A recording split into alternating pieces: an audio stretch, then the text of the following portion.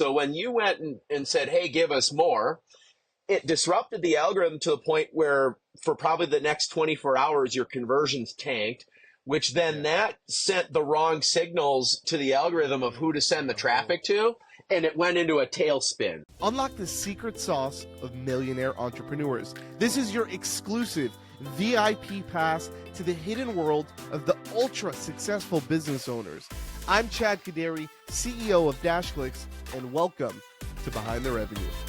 What's going on, everybody, and welcome to another episode of Behind the Revenue.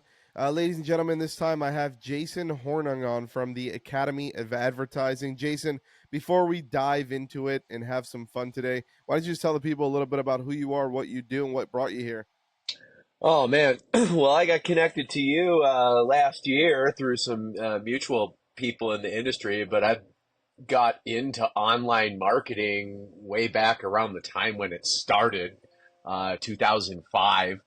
And throughout the years, I got good at converting traffic into sales across every kind of offer that you can imagine, and grew a little marketing agency off of that and kind of got really well known in the internet marketing community as somebody that actually delivers results. And so that kind of led to building out my academy to share what I was doing with people, because people kept asking me and would find videos that I put on YouTube that I forgot to make private, that I had no intention. That was what really kind of started that off, actually. Was, this was back in 2013 when I was building up my agency. I started hiring people because I got overwhelmed once I got to like 15 clients where I was managing their accounts all by myself, right? Yep. And then I'm like, crap, I need people to do this stuff for me. So I would just make these screen capture videos on Camtasia, and I didn't know where else to put them, so I just put it on YouTube. And I'm not the most technologically advanced person, and I tend to just do things without thinking too much about a lot of consequences. And so, I didn't like make them private. I didn't make these videos unlisted or anything. They were public, right? And so they were just training for my team, I thought. I didn't think anybody was going to see them. But I started getting these DMs from people telling me, oh, dude, I made $15,000 today from that video you put on YouTube. And I'm like, what? What are you talking about? What video? Yeah, what video? Right? So then I went back and I realized I hadn't made these things private, and I'm like, crap. And I had gotten into marketing from being a Dan Kennedy disciple. And so one of my goals was always to have an information product. And so that was like the light bulb for me, because I had been trying information products and hadn't gotten them to work at all across a variety of industries. Prior to that, what had always worked for me was just doing things for people, right? And I could easily sell that.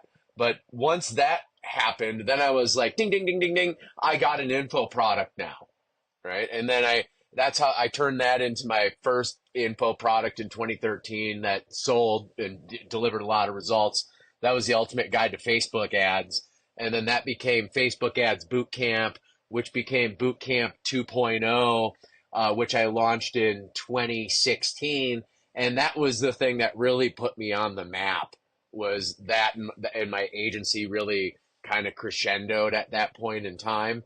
And, we sold like, I think it was 1,500 units of that Bootcamp 2.0 at $1,500 a pop.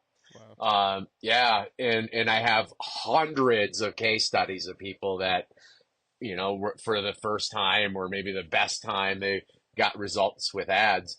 So, I've just been kind of continuing along that path. I still have agency clients. I run my academy and share what I do with agency clients. I run my own ads, so I share what I'm doing there as well. And then I have a couple of consulting clients that I work with here and there, depending on what I want to do with my time. Yeah. So add some context for everybody. You're paid ads, dude, right? That's your thing. You deal primarily with paid ads, right? That's what people know me for. I cut my teeth in the industry first with direct mail. So I've mastered direct mail. I've also then, when I first got online, I was actually an SEO guy and an email guy Really? for Okay. before a paid ads guy. Yeah. But paid So ads is like, I feel like paid ad, because you get to this point in business. Most people also don't realize this until they get to that certain point. But you get to a point in business where SEO and in networks and stuff like that will only take you so far, and then it's like, okay, well, I can just continue kind of crawling at this slower pace, right? And try to get some inbound leads coming in through some organic stuff. Because we do a bunch of organic stuff, this being one of them, right? A podcast is a way for us to generate leads organically too. Um, but like you get to a point where it's like, okay, well, now that if I have like a sales team or if I have any sort of team and I'm really trying to scale this thing up, whatever it is that I'm building, like paid ads is really the solution to that problem that most entrepreneurs have. Would you agree? 100%. Yeah. I mean, that was, it was actually, so this is how long I've been out here is it was the Panda update for Google The SEO. Panda update. The Jeez. Panda I remember update. that. Yeah. Do you? I used to Yeah. do SEO too. Yeah, I used to do. Yep. I had my marketing agency in 2009, so I was doing all the Okay. SEO on all the accounts. I remember the Panda update. Yeah, that was a good one. I Yep. remember Moz doing Whiteboard Fridays and releasing the new Panda update and what was going to happen. That thing crushed me, man. Like it was like, I, I had some clients where I had gotten them ranked number one on really competitive keywords. And I built what I would do for clients is I would write these massive articles on keywords and I would custom write them. And then I'd get like links and I would get pages like really highly ranked. And then from that traffic, I would push people over into information product funnels that I would build for the clients. Right. And I had one client where from the Panda update, we lost like half of our traffic overnight. You know what I mean? Yeah, dude, that And it sucks. took me years, literally like 2 years to get things to that point. So that was when I was just like, I can't go through this anymore. I need something that I can control. And that's That's really the when I biggest start thing. diving into paid ads. Yeah. Yeah, that's the biggest thing is control. Like if you're a business owner and you're not running paid ads, like tomorrow, if I need more business, I can literally just turn the lever up and get more business, and it's ad spend. That's really what it's all about, right? So I want the majority of the rest of our conversation to obviously be about paid ads. It's Hmm. something that we've been diving us as a company and our company DashClicks.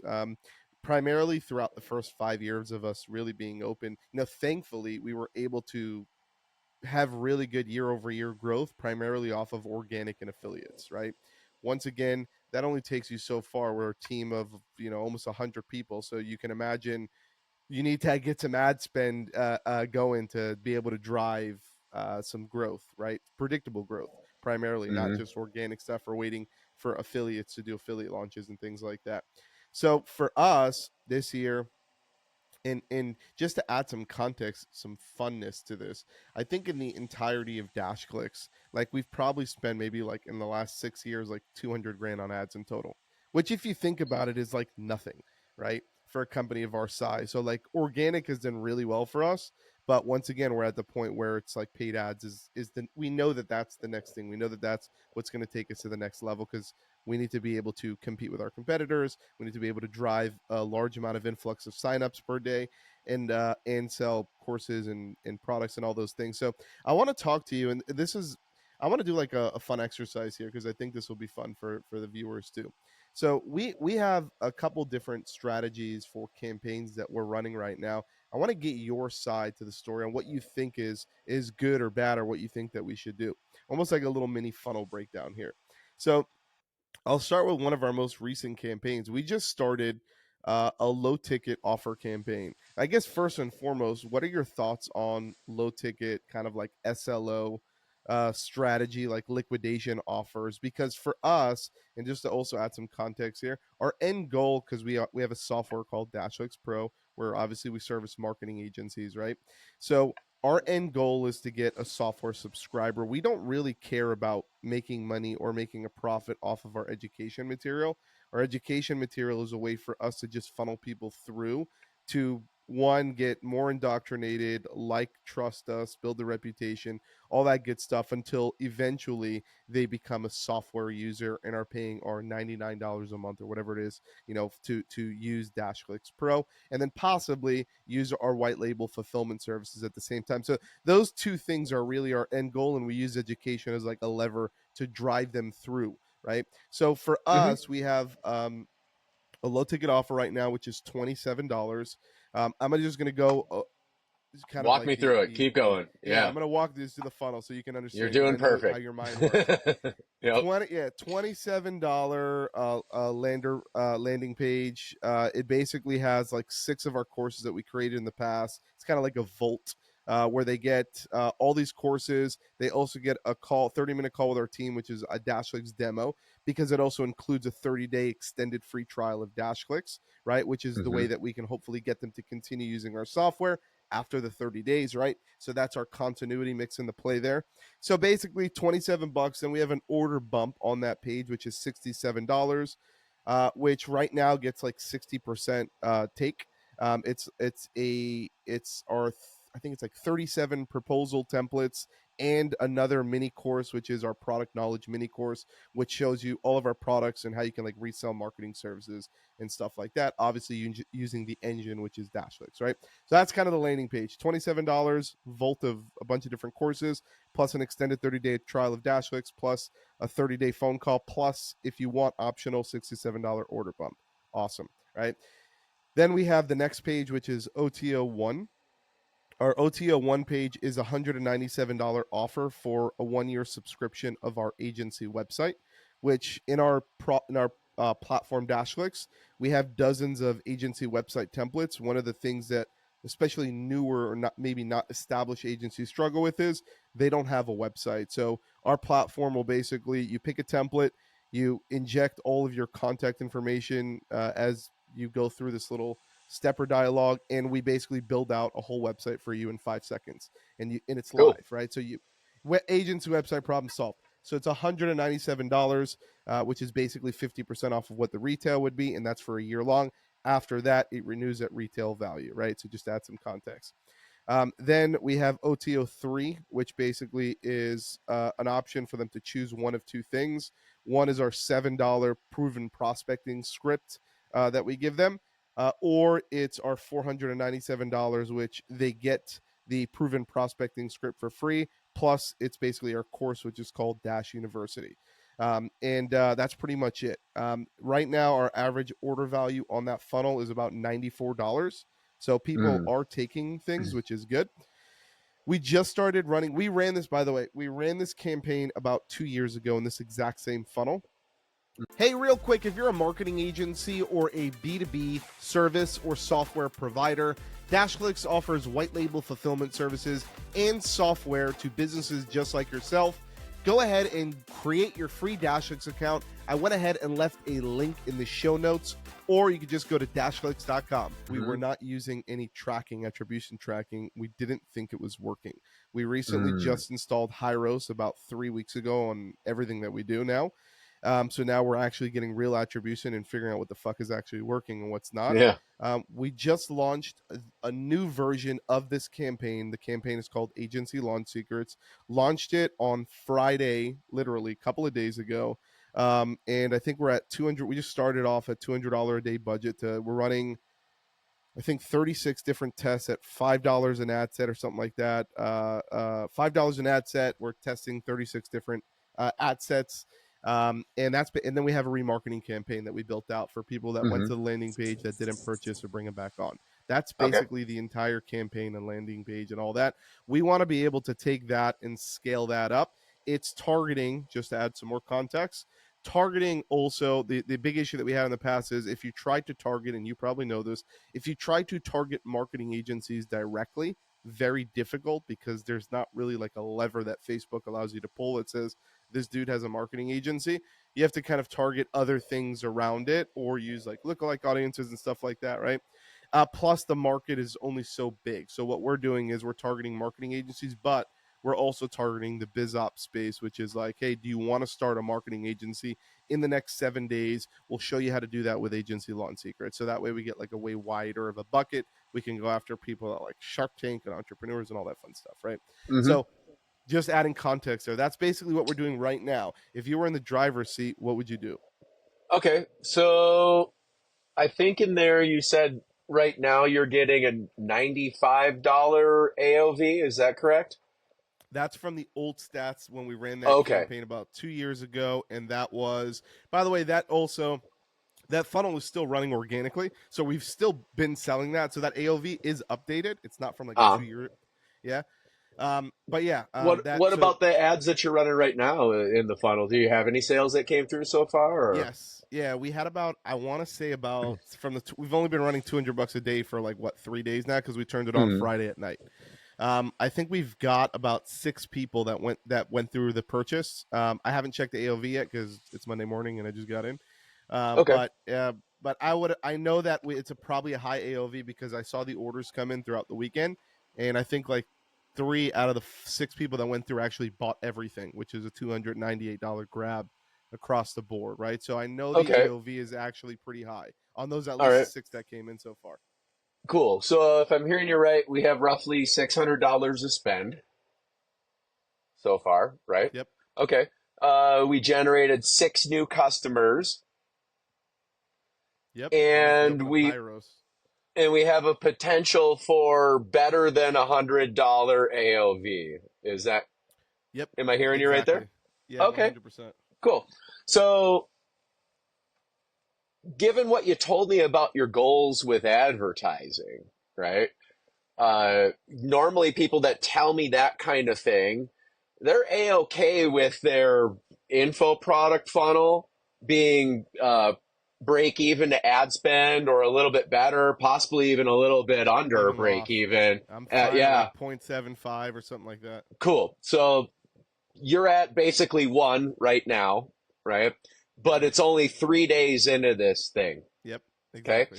So what we have is all of the green light indicators that your campaign and funnel are working as you anticipate, or possibly even a little bit better, right? If we adjusted your expectation down to that 0.75 or whatever, right? Yep. If we set it at break even as your expectation for how this performs, then you're at that expectation right now. So now this is a critical juncture point where a lot of people will fuck this up when they do this kind of thing, because they will have it work in the way that they want when they're looking at the numbers, and they're like, woohoo, I want to scale, and they start like pushing the volume on all kinds of different things. Or the other thing that I'll see is they'll at the same time think, oh, I should test this hook and I'm going to need another hook because it's going to burn out as I scale. Those are the 2 things that'll happen right at this juncture point. And I'll tell you what, those 2 behaviors, or even one of them, either one of them that happens at this juncture point, if you were to do them, it'll dive bomb the campaign. And that's why most people will say when they go to scale, their campaigns fall apart. Okay. By the way, Now, just to add some context, I just checked Hyros as we're talking about a 1.76 ROAS right now. bam. So that's better than expected by a Yep. lot. Okay.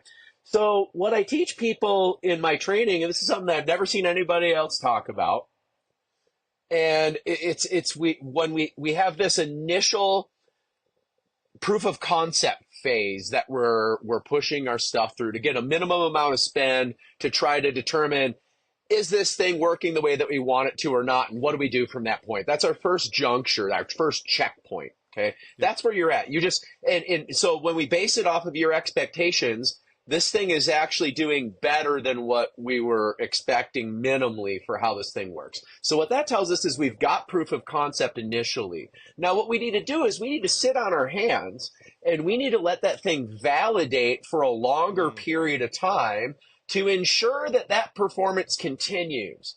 Okay. Because anybody that's actually run Facebook ads will know that there's many instances where you'll start something off and it'll work good for day 2, 3. And even if you don't do anything to it, the thing will just stop working all of a sudden. Yep. I've had right? that happen multiple times. Hundreds, right? So what we have to do is we have to put things through this validation period for 2 purposes. One, it's to confirm that we didn't just catch some short-term lightning in a bottle and Facebook's going to not convert it because we don't want to start scaling something that has no chance of giving us more sales, right? All we're going to do is accelerate our losses, which is what most people do at that point, okay? The other thing that we want to do is we actually need to give the algorithm more time to continue learning, because for most people, after 3 days, it's not even done with the learning phase yet. Right now, yours might be done because of your spend level, right? Because you're spending a little bit higher. But even if it does say inside of the ads manager that it's done with learning, we still want to give it more time and more days to give it more data to really understand who is converting, right? Before we start. Question. Yeah. Quick question, because it's going to relate to what you're saying right now, and I want to add some context for the viewers too. Also, knowing the fact that the way that we have our campaign set up, because yes, we are doing $200 a day, but we do have it inside split up between like 36 different ad sets that are running at $5 a day. So the learning is kind of like, and it's not CBO. Yeah, and it's spread out, and those are like little details. But I want to keep people on the big picture philosophical piece of it, because this applies no matter how you structure the campaign, how many ad sets, all that bullshit, right? Because we're just looking at the totality of how's the whole thing doing, right? Now, in your case, because the whole thing is working the way that we want, we're gonna let the whole thing keep validating. Right? Now, what I teach people in my courses is at this phase, after we pass that proof of concept, we go into phase 2, which is this validation period, where now we're going to commit to letting your campaigns run without changing the budget, and ideally without turning any switch at all in there for another 7 days. Okay? So you're saying from launch, wait 7 days in total, basically, to just don't touch shit and just let it run. Well, let me get clear on this. So we have an initial proof of concept period. That is normally 24 hours. It can go up to 3 days. In your case, you were at 3 days. Okay, so that was your proof of concept period. And then at that point, we check. And we look at our numbers. Are they working within our expectation or not? If the answer to that is yes, then we're going to move the campaign into phase 2 of what I call it, which is a validation period, where now we're going to commit to letting it sit for 7 days. And ideally, we're not going to touch anything. Now, the caveat to that is we're going to check the campaign every single day, and we're going to keep looking at the numbers, right? As long as it's continuing to work at our expectation or better, we're going to not touch shit that day, okay? Now, if we look at the thing and something's going haywire, right, all of a sudden it stops converting or it starts to decline in performance, then we're going to perform different actions depending on what's going on. It could be anywhere from turning some ad sets and some ads off depending on what you have structured. It could be turning the whole campaign off, right? Because, like we talked about a moment ago, we have those scenarios where it'll work for 3 days and then it doesn't work at all beyond that, right? So we might have to turn the whole thing off after another day or two of trying to validate, okay? But we're going to run our system, and we're going to look at stuff. We're going to see, is it working within our numbers or not? If it is, we're going to leave it. We're not going to touch anything. If it's not, then we got to make a decision, and our decision is going to be based on what's happening and how it's structured and stuff like that. And so I give people frameworks for that in my course.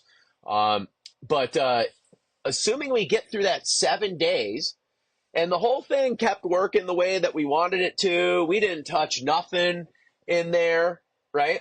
Now what we've got is we go to phase 3 of a campaign, which is our scaling and maintenance phase. That's how we properly pass a campaign through to get Facebook's algorithm to learn it right, to make sure we didn't catch some weird lightning in a bottle that's going to fizzle out, and to also practice the concept of doing less to get more out of your campaigns, because most people that actually are running ads and can get some things working, they stop working because of the choices that they're making at these different junctures. And that's because they don't have a clear framework and understanding of these different processes that you go through and how you evaluate the campaigns differently at each process, and then make your decisions inside of the campaign accordingly, right? So that's what people get from me that's you don't see anywhere else. Like there's like basically two sets of skills that you have with advertising. There's the pre-published stuff, and then there's the post-published stuff.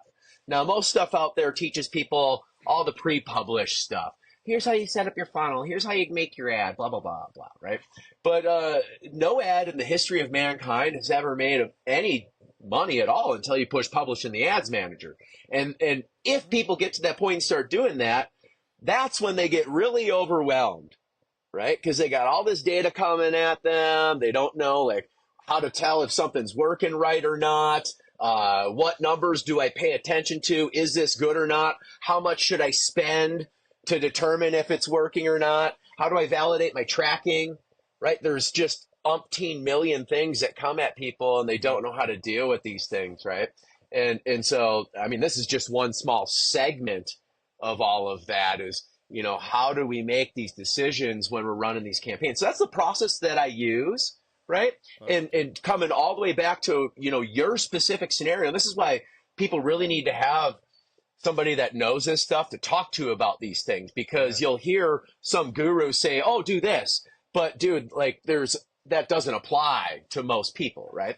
Now, in your exact spot, we got to get you in validation period. Ideally, we're not going to touch anything for up to the next 7 days. And if that thing keeps cooking along like it has, now you're going to have the green light to be able to go and start scaling. And you should be able to increase your budgets without the thing getting all messed up. And you should see your performance stay pretty consistent as well. And those are the things that everybody wants, right? So question and so, for you. Yeah. Because this is where a lot of people will make stupid decisions. And I want to make sure that we point them in the right direction. Is it better to, like, let's say, I'll just use my my setup kind of as an example. I have 36 different ad sets at $5 a day, right? Is it after the 7 days, if I'm like, cool, the whole thing is still cranking, I'm still over a 1 or even at a 1 or whatever my happy zone is, right? I'm still cool with the results, right? And I want to scale this thing. Do I turn off all the losing ad sets that just haven't been performing from the last 7 days, right? And cut my losses on those. And then take the ones that are winning and go from $5 a day to $100 a day? Or do I scale them up? Or do I copy them into different ad sets and scale those up into like a phase 3 campaign that I'll see a lot of people do? What's like the best strategy for scaling ad sets? It's the age-old question, all right? So now let me give you 2 thought processes that I give people that will shape your thinking about this, okay? So when I'm playing the game of how do I make decisions in my account, I'm always playing the game with probability. What has the highest probability of me replicating the result I'm getting when I scale, right? So I teach people that there's 3 ways to scale. There's vertical scaling, which is just increasing budgets on existing campaigns. There's horizontal scaling, which is creating additional campaigns. And then there's spherical scaling, which is creating additional messaging that you may put in existing campaigns or create other campaigns with. Okay. Now, in a scenario like yours, where we got a campaign that's working and producing the results, and it's been validated to produce your results for a certain period of time, at least a week now, assuming it passes that, right? Yep.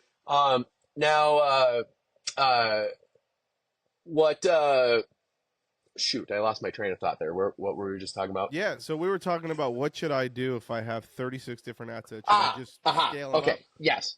Okay. So you've got an entire thing that's working within your numbers. So you've got a wheel that is not broke. Okay. And so you don't want to fix that in this case. All right. And we want to play the highest probability of what is going to replicate the result, right? So coming back to the 3 types of scaling, your first step for scaling is going to be to increase the budgets, okay? Now, we're not going to turn off ads that look like they're losing, though, okay? And the reason for that is because of delayed and misattribution that happens inside of these things. Okay. Even if you're using Hyros? Yeah, dude. Like I can go on like an hour long talk about how Hyros isn't 100% accurate either. Okay, Yeah, cool. and there's I there wasn't yeah. expecting it to be, but I was hoping at least like 90% accuracy or something like that. It varies depending on setup and offer and stuff and market because there's different market behaviors that can happen. I had a client where we could, because of market behavior, there was 30% of their sales we could not track no matter what. Yeah. Gotcha. And so, Okay. so yeah, in that case, it didn't help us. But here's how I always think about these things. Okay. So again, it's, you got a campaign. It's a wheel. The whole wheel is working despite what each of the things inside of it are saying. No matter what system you're looking at, Facebook, Hyros, doesn't matter. You got to decide what your source of truth is depending on what tech stack you use. I use the Facebook Pixel because if you install it clean, I get 90+% accuracy with it, right? I don't have a lot of these problems that other people say they do, and we can dive into that at some point And too by if the you way, want. once again, just to add, I want to add a little context here. The main reason, excuse me, why we're using Hyros is not so much for the attribution tracking on the front end, it's for the attribution tracking down the road. Because if I know that I'm breaking even or losing money on a campaign, I want to know that I'm making it up later on down the road when they buy our software or fulfillment products or things like that. That's the main reason for us of why we use Hyros. Sure. Yeah. Okay, cool. I totally get that. So yeah, I mean, there's any number of solutions that people can use and that work for them, right? And so you just got to, at the end of the day, decide what your source of truth is. You know what I mean? And how you're going to do that. But, most people are going to be, starting off with the Facebook stuff and relying on that and kind of, making decisions in there. So, like coming back to my, overall philosophy on how do I go about scaling?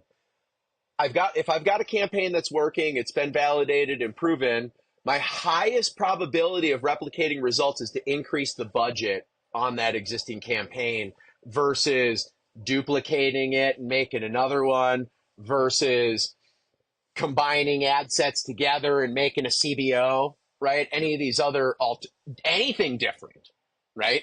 Anything different is going to have a lower probability of us replicating results because it's something brand new. Okay, the new campaign hasn't been learned by the algorithm like your existing one has. So your first play of scaling should always be to take up budgets on the existing campaign. Okay, Got you. yeah. So then, when I've got one of your situations where I've got a bunch of these ad sets in here, now what I'm going to do is I'm going to look at how are all of them performing inside of there based on the data that I do have. Okay. Now, if it's clear on the data that there are some that aren't performing at all, I have zero conversion tracking on them. All these other ones are tracking conversions. I can match it up to my bottom line and say, empirically, these ad sets are not working. I will clip those off at that point in time. Yep. Okay. And I would only do that in the scenario you're in where it's ad set budgets like you talked about. Yep. I would not do that if it was CBO. CBO, yeah. No. Okay. Yeah, because really don't know. correct. Now and I was talking about this before, even in ad set budgets, you're going to have misattribution and cross attribution that happens. So that's why I was saying, if you can empirically say, or you can say with like at least a 90+% confidence level, these ad sets are not converting at all, then clip them off. Okay. Yep. If not, leave them on, but we're not going to scale the budgets. We're just going to leave them at whatever budgets they're at. You know what I mean? Yep. And then what I do is I sort the ad sets based on how they're performing, based on the data that I have. And I'm going to rank them in order of highest performance to lowest. And let's say I decide, okay, I want to scale $100 a day on my campaign. Okay. And I've got all these different ad sets. Well, then what I'm going to do is I'm going to distribute that $100 a day across multiple ad sets, but I'm going to put all of it into the ones that are performing the best based on the data that I have. And then I'm usually going to unevenly weight that across the higher performers as well, right? So like, let's say I had 5 ad sets out of my 30 that were my clear winners, and one of them just killed everybody else, and I got that $100 a day. I might put $50 a day on that one that's killing everyone else. Yeah. Yep. And at what point, and here's where we'll get into some of the fun talks, because I've done this before. We've done this before in other campaigns that we've had. Sometimes on some campaigns, and it could be the market, right? Because with this one campaign I'm talking about, it was primarily targeting only marketing agencies. So it's kind of like within that bubble of there's only so many of these people out there, right? Mm-hmm. Where the second you go past like 300-400 bucks a day, the whole campaign just fucking dies, right? Yep. Uh, Yep. so what do you do in situations like that? Because like it's so hard to scale campaigns in a certain market or vertical or messaging, right? Depending on what you're trying to the outcome. Um, Yep. is it just like you're shit out of luck where you're just fucking stuck at 300 bucks a day and maybe try a new strategy and you do another 300 bucks a day there and just leave them on at 300 bucks a day, right? Like find that Yeah. happy medium.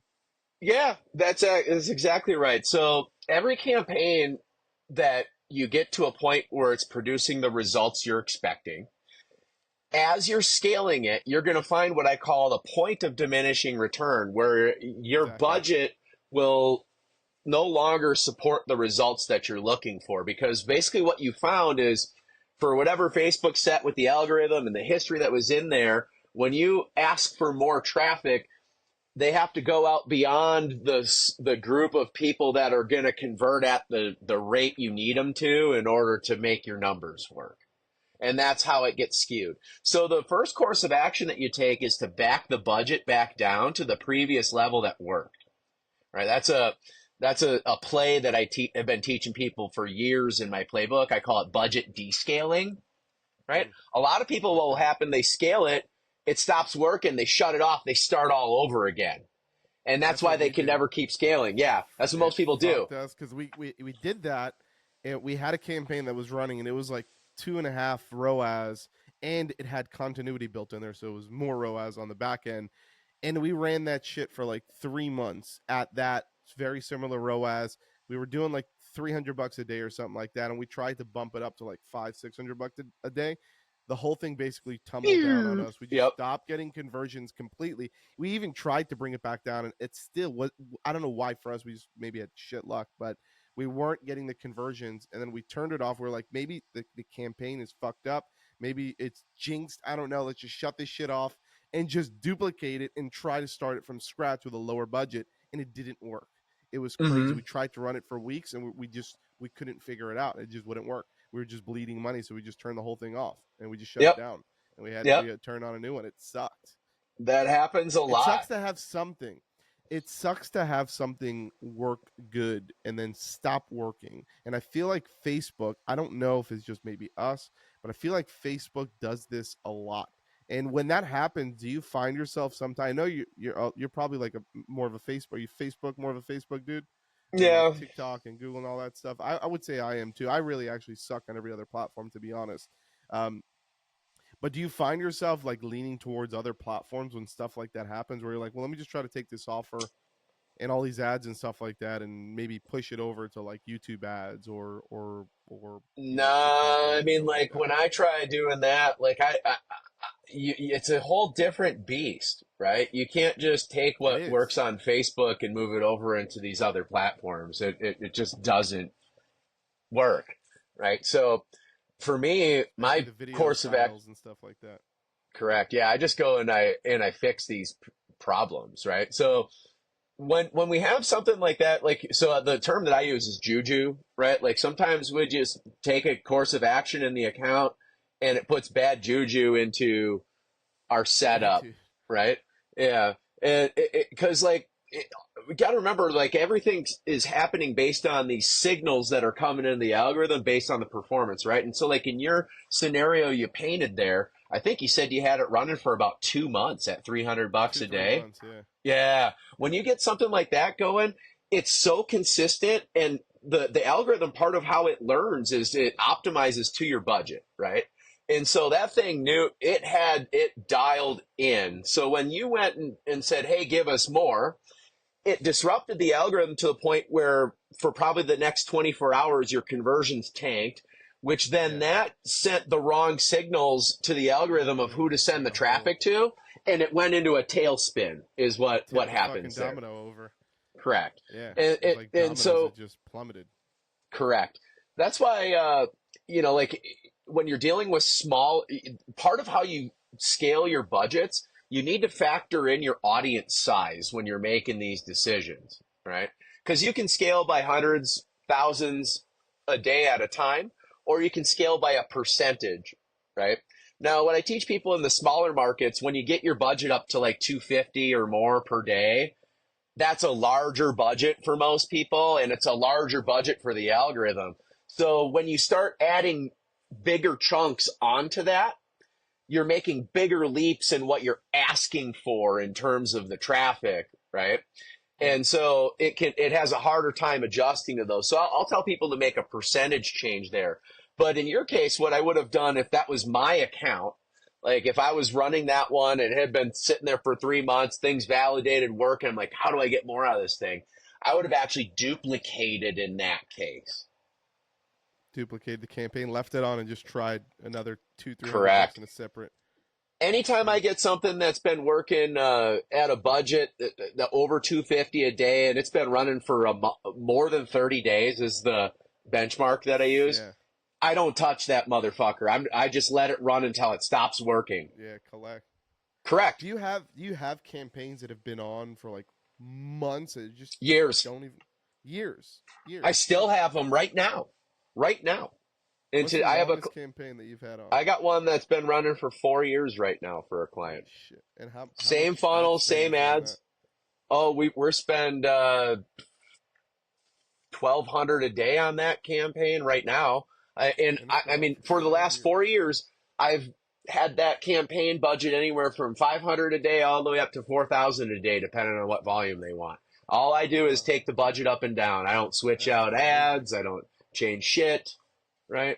Yeah, that's what we've been dying to get something like that, like a campaign that you could just leave on. We had one when we launched version 1 of our platform, and it ended up because I was lazy and I was running the ads back then. And I turned on a campaign that was getting us signups to Dashlix for a free trial sign up. It was getting us signups at like $15 a free trial sign up, which for us was great as a software company. This was also like 4 or 5 years ago, so this is a little way back before ad costs started rising so high. And I left that fucker on for like a year and a half. I didn't touch it. It was at like $200 a day for like a year and a half. I just let it fucking go until we changed our whole platform. And then obviously that did just the messaging and everything didn't make sense anymore, so I had to turn it off. That was the only time that I've had an ad like that perform and just not touch. And that was just me being pure lazy because I didn't do anything to it. I just left it. Well, that's what people say, right? Like you say it that way, right? But this is what I try to teach people and what I want to get across. The vast majority of people, the reason that their campaigns don't last like that for a long period of time is because they're fucking with it every day. They're doing something to it every day, right? And I know because I've been through that behavior, but I had to make these systems and I had to figure this stuff out because of sheer overload and volume, right? Like, when I was running a bunch of accounts, by myself, I couldn't sit there and tinker with stuff all day long. I couldn't sit there and button smash on the stats and be like, oh my God, my CPC went down in the last hour. I need to change the ad out. You know what I mean? But that's literally what people do, right? They're changing things on multiple levels that all have an individual impact on the totality of the thing. And because they change so many things without really knowing, they don't keep track of it all. They're just like doing things because they think they need to, and they think that it can be better. Those are the two false mindsets that I see when someone gets to the place where they actually have something that's working, right? Because they hear all this stuff in the market about, I got to test all the time, your hook's going to die, right? So they think they need to be doing all this testing. So they'll get something working, and then instead of letting it run and focusing on scaling it, they test. They erode all their profit over here on this testing budget, and they keep all their focus away from scaling. So they can't scale, and they don't get profit from their ads, right? And then all this other little things that they're doing inside of there, when they actually have something working, they'll blow their load too early and try to scale too fast. They'll scale too hard in different things. And then they'll also have something that's working for a long time, and then they decide they want to scale it, and they'll kind of mess it all up back end. Those are all the behaviors that happen, but it's all driven from, I need to do something in here, And there's also this feeling like, oh, it could be or it should be better, Hmm. right? So the big thing you want to get is you want to understand, what do I need to get to for my business to work? Then we launch stuff, we test until we get it to those numbers. Then once we have it at those numbers, we stop all that behavior and we focus entirely on scaling and making sure that it's maintaining those numbers while we scale. And if anything comes up in the middle that would indicate that we're not able to maintain, that's when we then do a very strategic, isolated test of a variable. Might be an ad, might be audience, might be something in the funnel, right?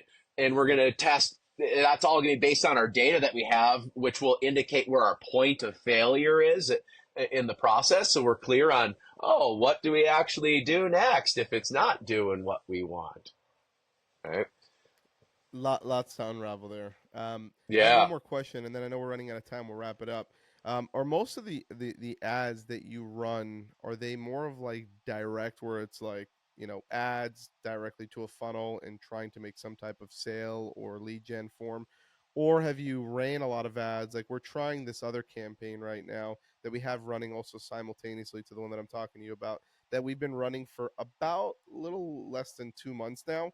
We're also spending about $150 a day on it, but it's more of like an awareness style campaign where we have cold, cold, warm, hot, and then remarketing. So there's like 4 separate campaigns running, and we're basically doing in the cold campaign, we're just doing videos essentially, and then targeting. The next campaign will 50% of the people watched or engaged.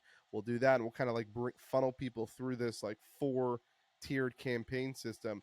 The problem that I'm seeing there is it takes so long. It takes so long to see results, and us as entrepreneurs, like, dude, like this agency launch secrets campaign, like, I just want to turn the fucking campaign on, and I want to see some money coming in so I can refuel my ad spend. I don't want to wait 2 months, right? Yeah. Like, do Yeah. you run? What's your thoughts on, like, because I know a lot of people want to tinker with it and try that strategy because it's like it's more of like, I'm gonna Oh, indoctrinate and warm these people up. it sounds amazing, right? Now, and this is one of those things that people teach, and it sounds amazing and sounds applicable to everybody. But here's the fact of the matter with those types of campaigns. They are only suitable for deep, deep, deep pockets, right? If somebody is needing to get a return on their ad spend, right? So the vast majority of people out there, small business owner, small pockets, needs to make a return. Everything that I do is based on that. And when we're coming from that context, anything but direct response won't work. Yeah, Okay. it's hard, dude. Because I'm at, like, I don't know, like maybe like 3-4K in ad spend on that campaign, and we've got a bunch of signups. We have people that came into our world, but like a small portion bought because they come into our world and they have to like cycle through all of our stuff You in have order a to make a whole bunch of purchase. loss that Yeah, occurs in those funnels that these people don't talk about, right? yeah, They yeah. just talk about warming up. They just talk about warming up. And then some people will have some sales. I've had one account ever where we were running that as part of a direct response strategy. Okay. So we used we were using video views objectives to completely cold isolated audiences to build retargeting audiences for an Yeah. e-commerce product. And we were on average spending between $65,000 and $80,000 a day for this. Okay. We There you go. scaled it up to 143 grand on Black Friday of 2016. That was our biggest single day spend at a 3x ROAS. Yeah. But that account we were running $20,000 a day of cold video views ads simply to build awareness, build audience for our retargeting. And then we had, the rest of the budget was on direct conversion ads between cold and, retargeting. Yeah. Right. Would you say for a company like ours, just stick to direct and try to like liquidate as much as we can, or just just fucking go straight in? Well, I mean, you could still do the content for what you guys are doing. I would dial back how much you're spending on it substantially, right? Because Yeah. you don't really need to put a whole bunch into those to build audience, right? Because the clicks are cheap, the views are cheap, depending on Yeah. what you're Super using. cheap. Yeah. Video view So campaigns are super cheap. I think in your case, maybe $20 to $40 a day would be a lot more appropriate of your budget. So like, these strategies are all wonderful and can be fit into most business models. What we got to do is always look at what's the context of priority in the business. How do we sort and segment budgets for these different things, right? So I think it's appropriate and it's not a waste of time, especially given that you've been able to validate sales and stuff coming from it, right? Yeah. I just think you have too much of your daily spend going into it. I'd allocate like 10 to maybe 15% of your total daily spend to that strategy within your marketing. Yeah. The ads that you're running right now for the Academy of, is it just primarily running ads straight to the Academy of Advertising? Direct response ads? Yeah, I mean, I test everything and I run all kinds of things simultaneously, right? So, I mean, I got ads that run to, like my jasonhornung.com page where it's like about me, Gotcha. and stuff like that. Go through that. Well, it's just part of an overall messaging strategy based on the 5-phase psychological buying process, actually, which has been crushing it. Yeah. I think for us, and some context for the viewers out there, I think for us, like the biggest thing that we've been able to do is like there's this like trust factor that you have to build with somebody in on the world of online and the internet, right? And most people will not buy until I look at it as like a gate, right? There's always a gate between you and the person you're trying to sell to. And until that gate is completely down or even halfway down, like they're not going to buy from you. So like for us, everything that we do really is just trying to bring that gate down. We try to do so many different things. Like this podcast is a great way to build authority, build reputation, obviously, right? And then many other things that we do that are very similar to this, and we kind of sprinkle those in all over the place, right? And then sometimes we'll even run ads to stuff like this to warm them up. So that's part of like the traffic thing. That was the kind of warming up the traffic phase. That might be in that 10 or 15% that we might spend. But yeah, I can see us doing a lot more direct response ads. I think for me as an entrepreneur, when I turn on ads and I see sale come in the same day, it just does something really right for me. It makes me feel good about what's happening. And I don't have to wait. And we can just throw those funds right back into fucking ads and start scaling. Because for me, we need to get to a point where, like I told you, in the last 6 years of DashX, we spent like 200 grand in ads, which is nothing if you really divide that up. Like we barely spent any ads.